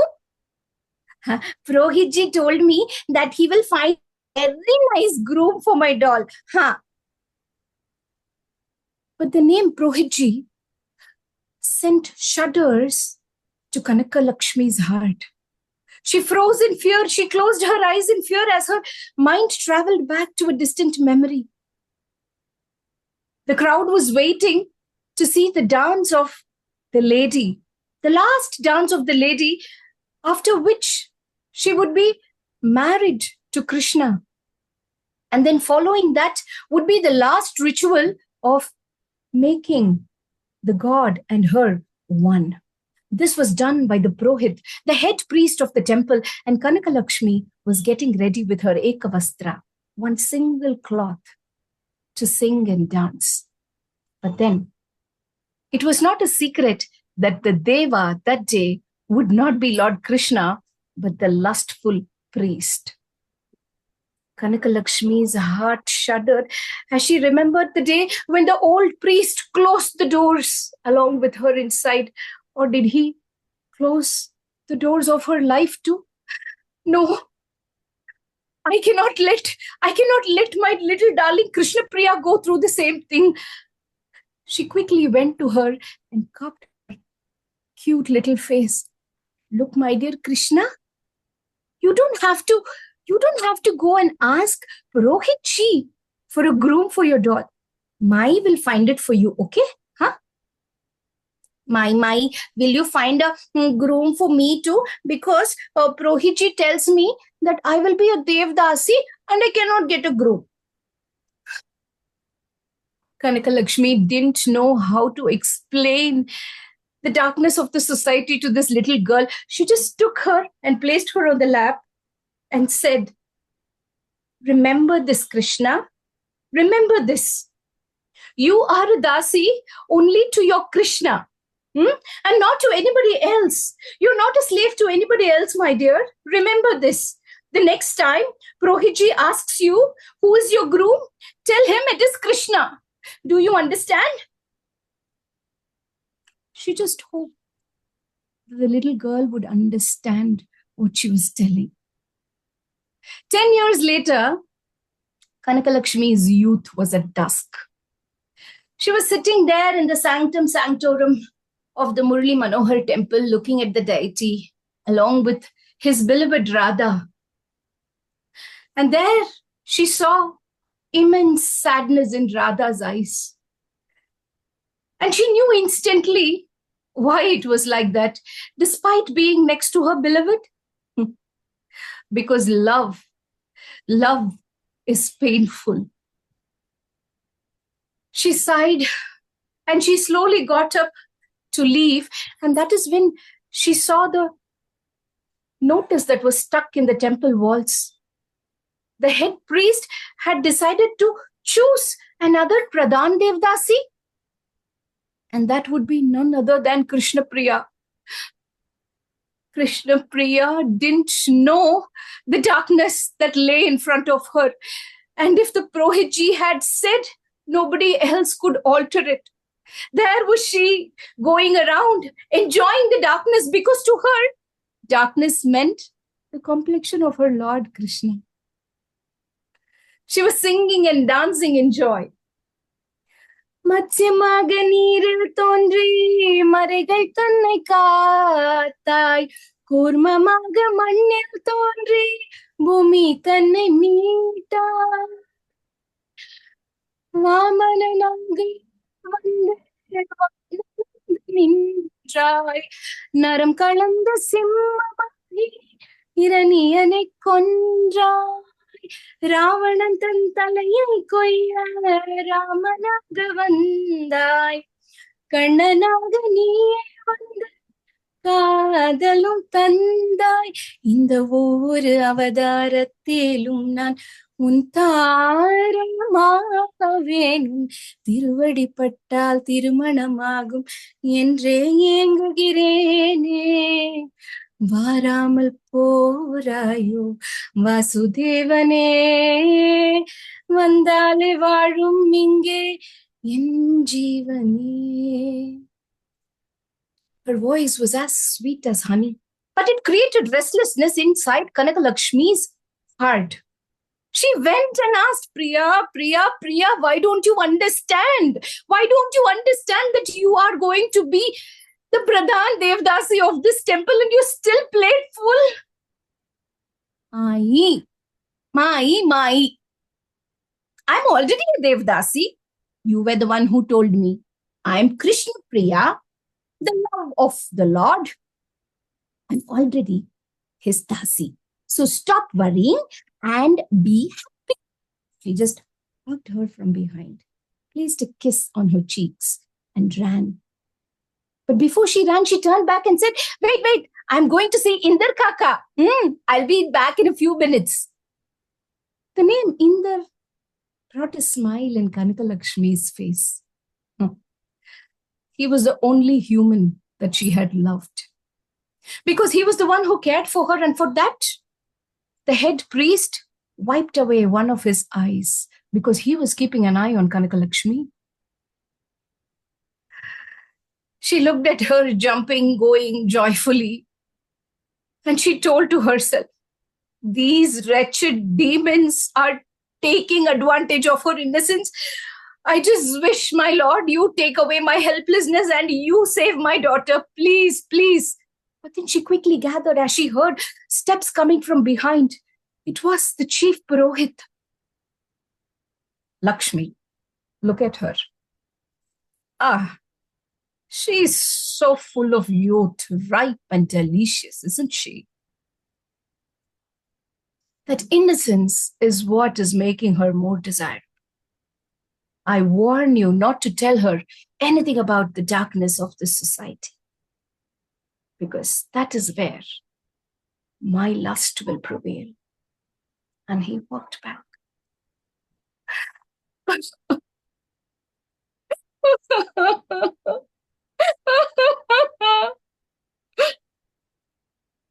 Kanaka Lakshmi broke into helpless tears.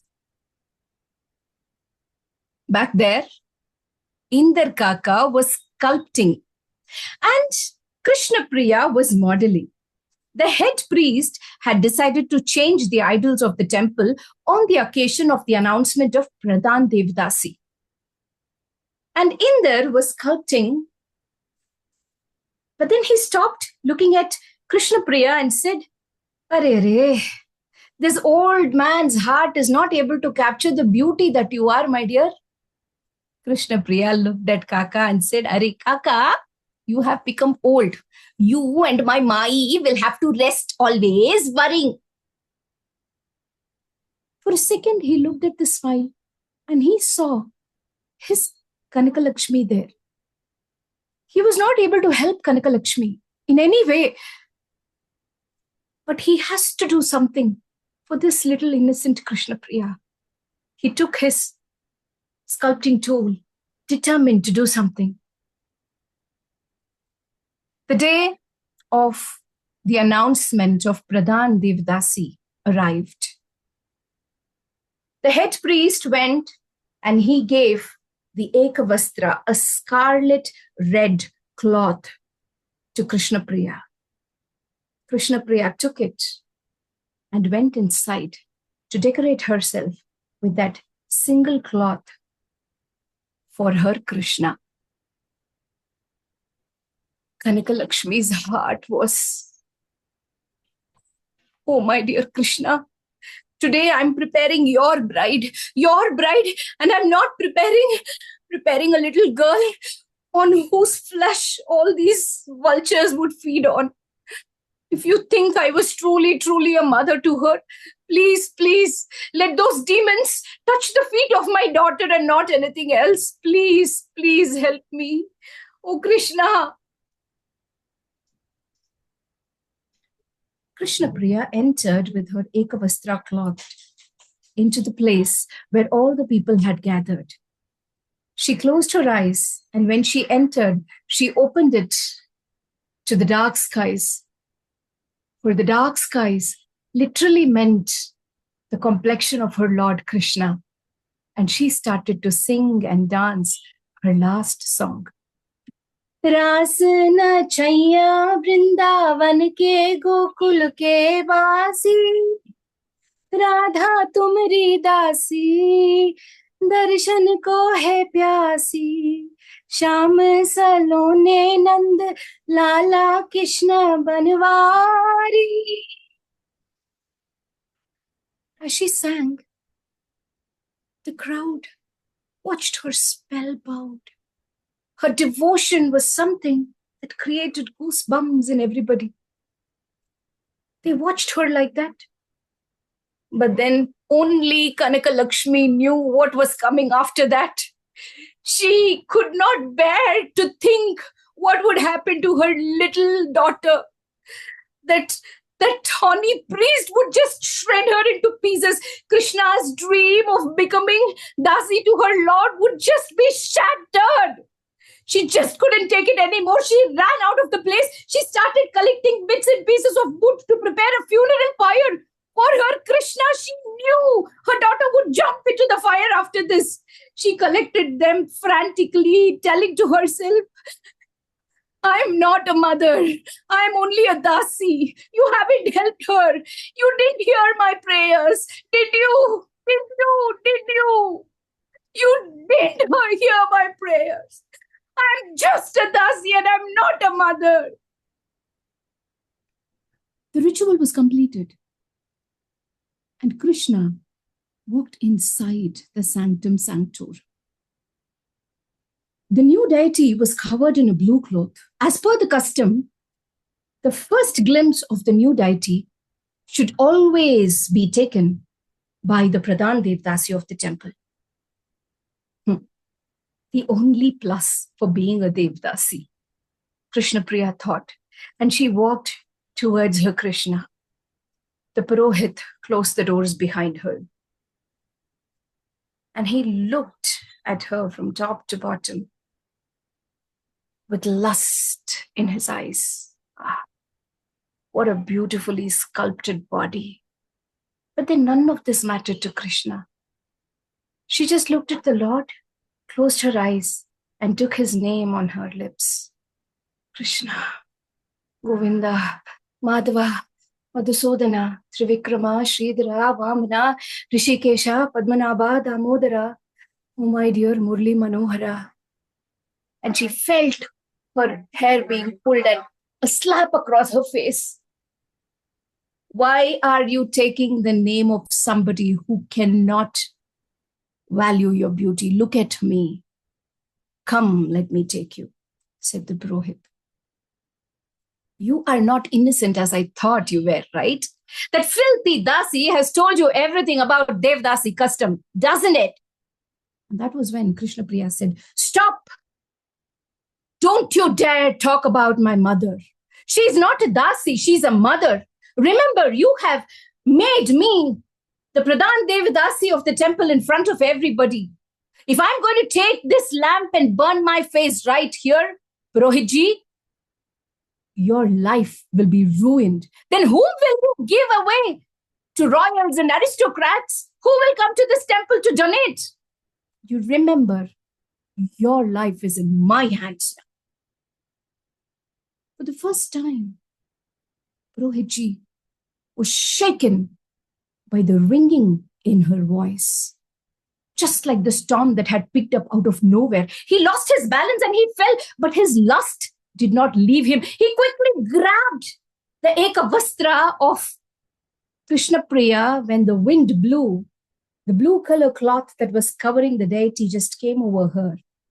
And that was when he took a glimpse of the deity along with his consort. No, this can't be true. Krishna Priya, the love of God. For the sculpture of Sri Radha next to Krishna was the exact replica of Krishna Priya. The oil lamp fell down. Fire came in and people rushed in, seeing all the chaos. They took a glance at Krishna Priya and then Sri Radha, And what came out of their mouth was, "She is not a Devatasi. She is Devi. She is Devi. Jai ho Devi Krishna Priya ki. Jai ho Devi Krishna Priya ki. Jai ho Devi Krishna Priya ki." What was Kanak Lakshmi hearing? Jai ho Devi Krishna Priya ki. She ran inside to see everybody, including the Purohit, falling and touching the feet of Krishna Priya as she walked out of the sanctum sanctorum.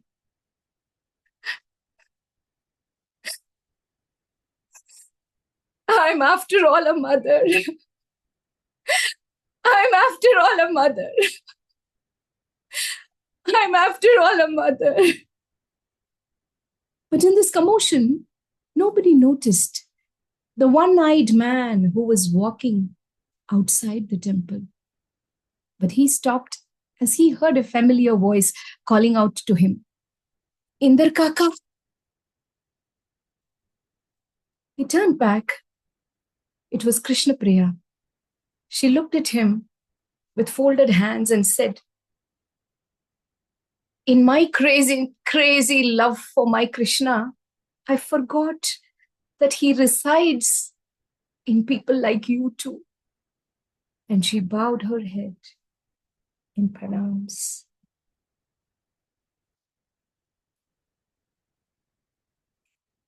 Thank you. Wow. Wow. Lavanya, I got goosebumps by Wow. listening to your story. It was Wow. amazing. Yes. So, I mean, you have woven the story so beautifully, and I think I should go down to you for telling this tale because it's not easy to tell this kind of tale. I'm sorry, I have to admit somebody. Yes. And while rooted in this particular tradition, the story opens up space for us to think about, how devotion, whether to God, a person, right, or a purpose, can both be empowering and deeply complex, right? It also gently challenges us to reflect on how societal structures can either honor or restrict that devotion. So, very beautifully told. Over to you, audience. I Yes, have one Deepa. question. Vidoji, just, yes. Lavanya ma'am, I have a question for you. How easy was it for you to do it? Or So how this difficult? story, yeah. So like I told you, Deepa, this story didn't let me sleep for so many days. So I'm I'm sure. like, because I have learned Bharatanatyam, and I know how important it is for me as an artist to, even though I'm not practicing it as I don't give stage performances of dance now. It always stays with me. It's a part of me. So I'm like, okay, why Devadasis are being treated like this? So that was my first thought that came to my mind, and I wanted to know more. Why is this story coming into picture? So that is when I started researching more, and that led me to do my research and a dissertation on about Devadasis and who are they, what are they, and it's much more than what we already know. So they are actually the keepers of the art, and they have been taking it forward, and because of them is why we have a Bharatanatyam in place today. So I bow down to them. They were the gurus of the art. So it's unfortunate, that it was twisted. The colonialization actually made this into something else, and they had to get into,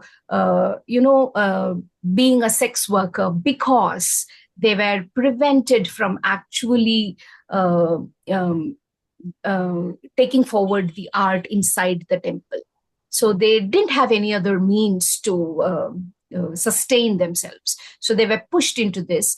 But that's a different story. I mean, it's a topic of conflict. It's a topic of a lot of talk.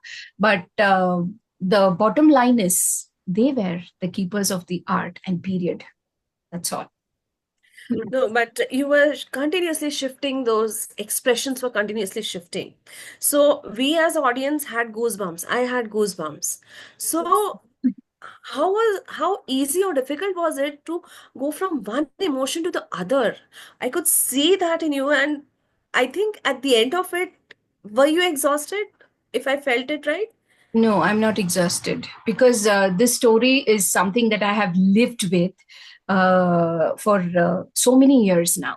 And every time I tell this story, the emotion, I mean, it's like, as a storyteller, many of us here are storytellers. And when we involve ourselves very deeply into the tale, we just become the characters in the story, isn't it?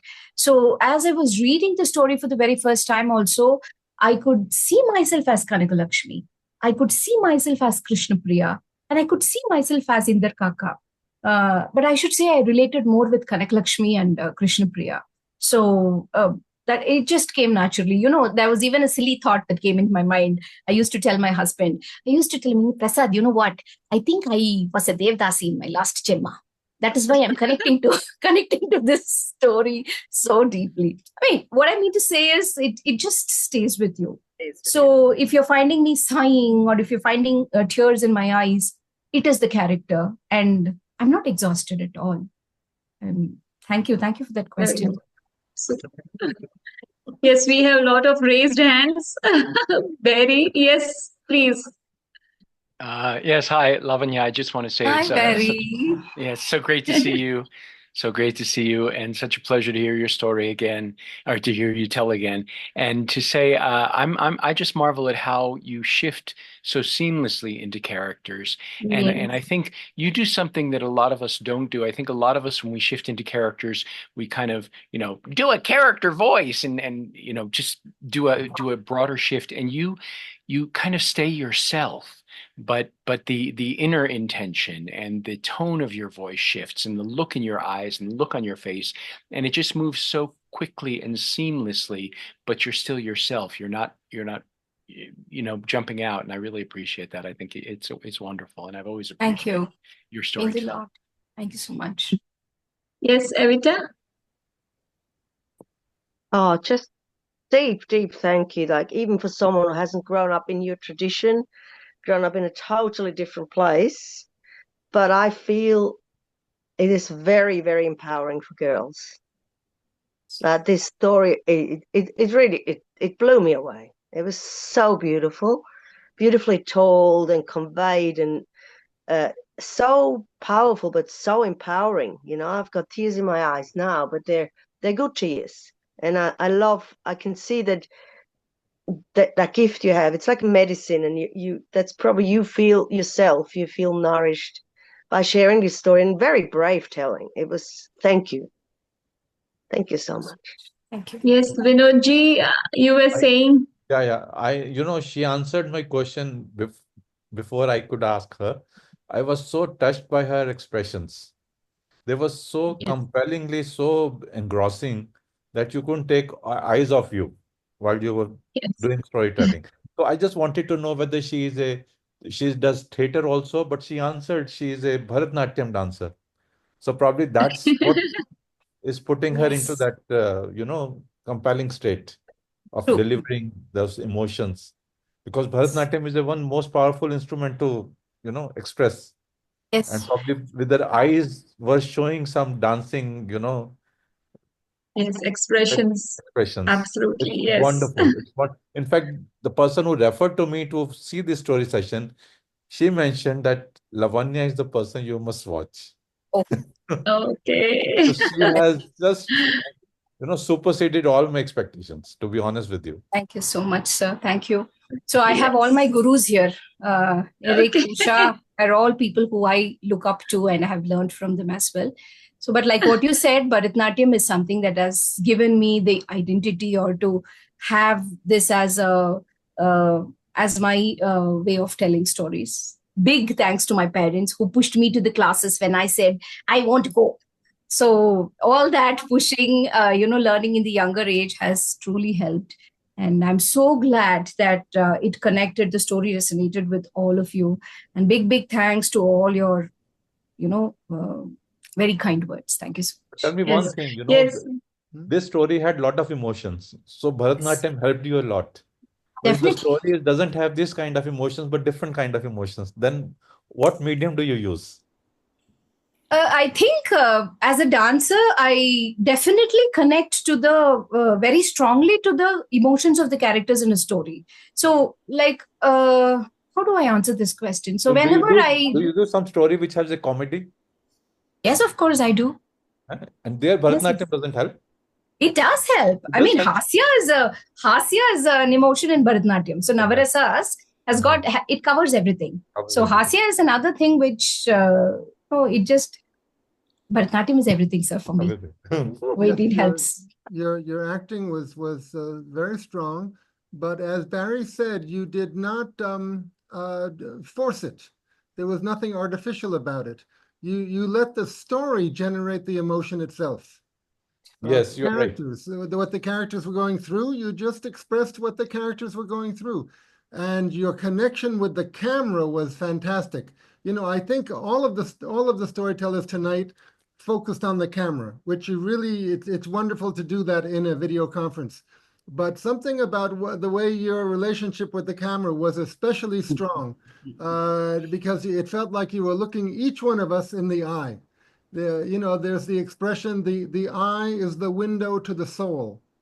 So even by video conference, all different places in the world, where there was a very good connection. Eric, you said when she was not looking at the camera, she wasn't looking at straight, she was looking more powerful. Thank you. Yes, Usha ma'am has put her Lavanya, hand up. I Yes. just want to reiterate that you've really become so versatile, and I've seen the growth in your storytelling. It's beautiful. Just to answer somebody's question, you don't feel tired. You feel rejuvenated after a story, and especially if you've been living and breathing it. And you took us inside your story, so we could feel the emotions of each and every character that you essayed. And it was like again a moving image. And thank you, very expressive and wonderful narration as always.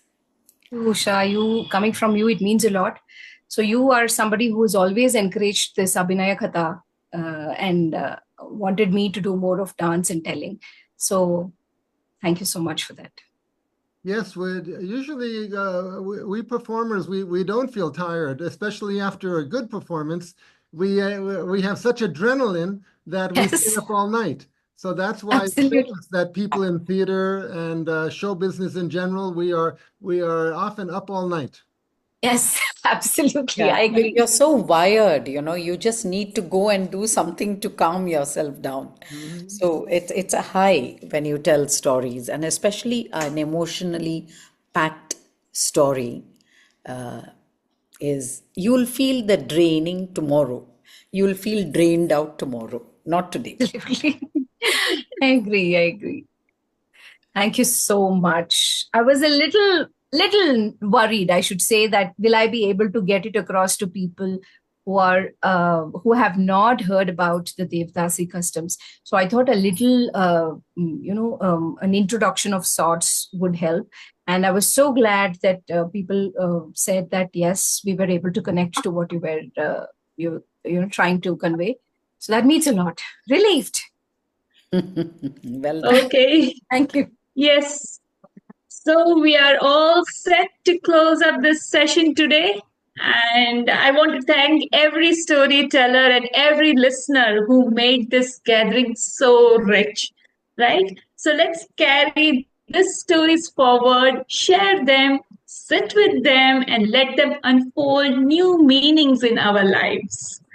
So till then, we meet next time. Have a blessed day, everyone. Thank you, Eric, so much for this opportunity. Thank you. Bye-bye.